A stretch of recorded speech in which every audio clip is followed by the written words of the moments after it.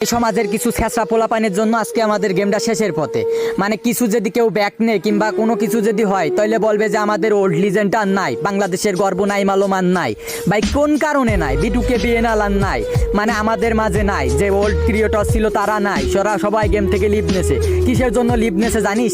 আগে যেখানে একটা গেম প্লে ক্রিয়েটরের ভিডিওতে ভিউ হতো 1 লাখ 2 লাখ 3 লাখ 1 মিলিয়ন করে ভিউ হতো, এখন 30কে 20কে 10কেও করে হয় না। কিসের জন্য হয় না জানিস? তোরা একটা মেয়ের আইডি পেলেস উড়াধুরা সাপোর্ট করিস, মানে সে মেয়ের মনে একবারে বউ ভাবিস নিজের, মানে মেয়েদেরকে পাইলে তোদের মাথায় আজ কাজ করে না। ভাই কিসের জন্য?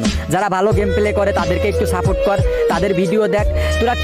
তোরা একটা মেয়ের আইডি পাইলে তোদের মাথায় আর কাজ করে না। আর অবশেষে একটা স্ট্যাটাস দিবি যে আমাদের বিটুকে নাই গেমে, আমরা আর গেম খেলবো না, আমাদের গেমিং কমিউনিটিটা শেষ হয়ে যাচ্ছে। ভাই তোদের এই কারণেই তো গেমিং কমিউনিটি শেষ হয়ে যাচ্ছে।